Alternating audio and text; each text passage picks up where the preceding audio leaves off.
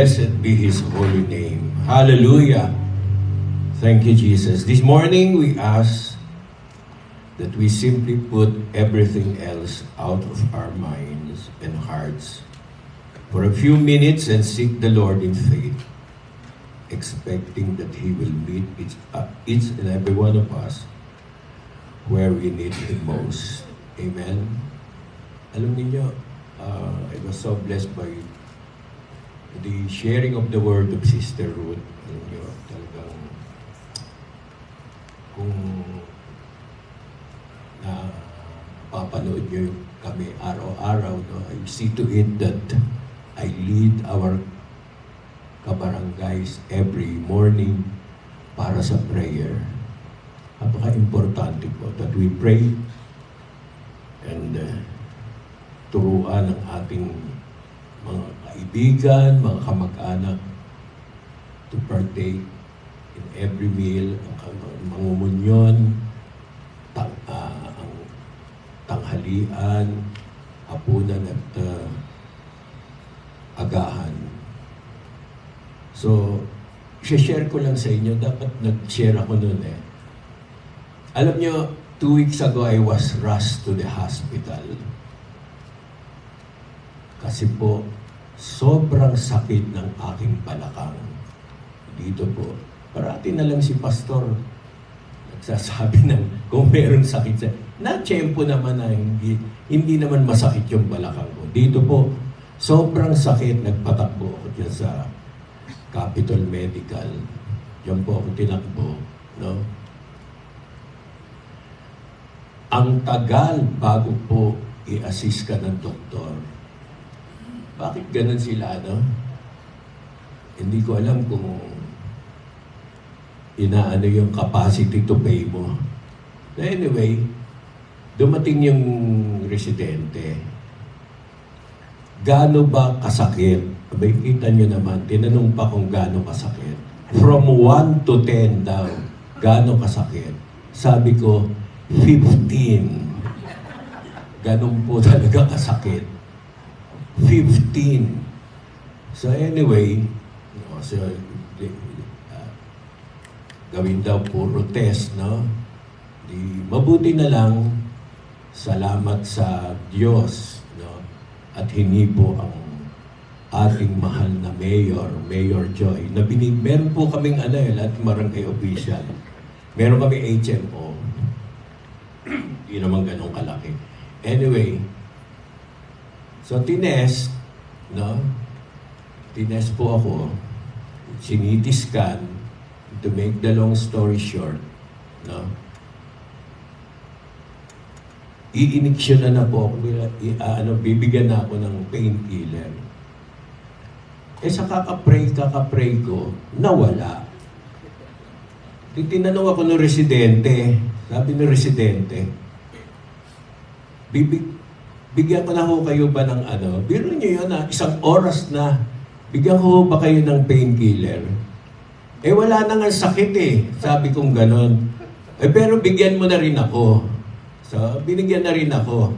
Di lalong nawala. Tapos sinitis ka na ako. Yung papasok ka doon sa loob. Sinitis ka na akong ganyan.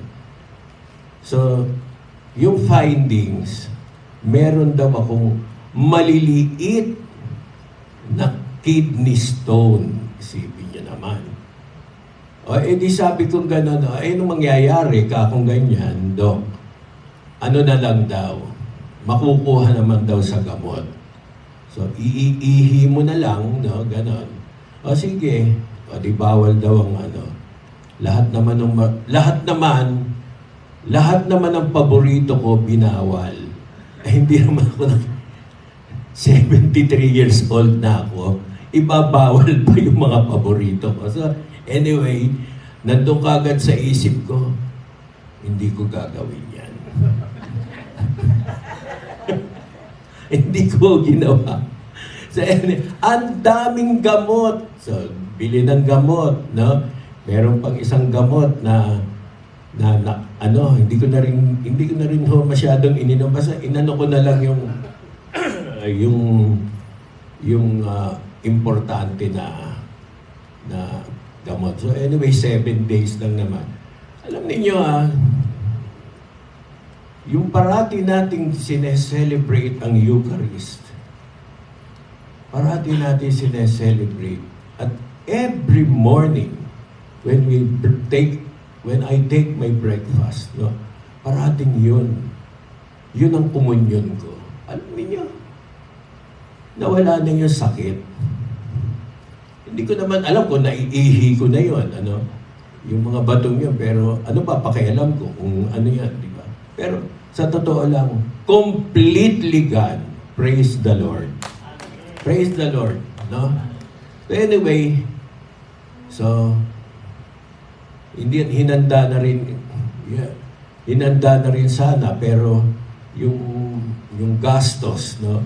Alam niyo, yung mga laser na yun, hindi ko na ho iniisip yun. Pero the most important thing is, thanks be to God na tinuro sa atin ang communion na dapat ginagawa natin araw-araw. Pati na rin po, ang sabi nga ng Panginoon Diyos, pray unceasingly. Pray unceasingly. Tinuruan tayo mag-tongues eh. Kaya, pray unceasingly. Yung tongues lang, hindi po ba? Unceasingly. Walang tigil.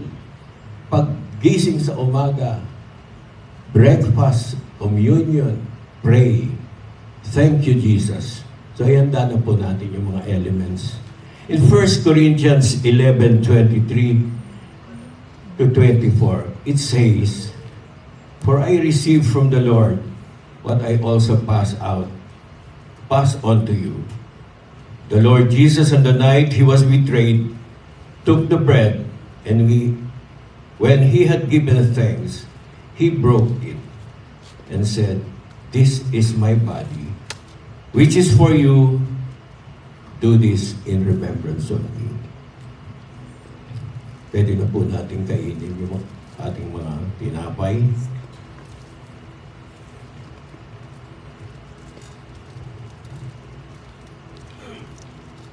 So, ihanda na po natin at itaas ang saro. Together reading 1 Corinthians 11:25 rather. "And when he had given thanks, he broke it and said," or in the same way, after supper, he took the cup, saying, "This cup is the new covenant in my blood. Do this whenever you drink it in remembrance of me." Inumin na po natin ang nilalaman ng saro. Lord and Father, we praise you. Your goodness and your faithfulness. That you would give yourself for our sins and the whole of humanity as well to restore our relationship of God and man. In this Eucharistic celebration, we have learned to praise you more because of your suffering. We have gained victory over sin and death.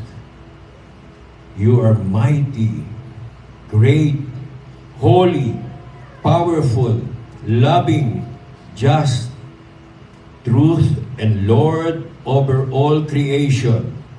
Nothing can compare to who you are. Be exalted in our praise because you are our great and wonderful God.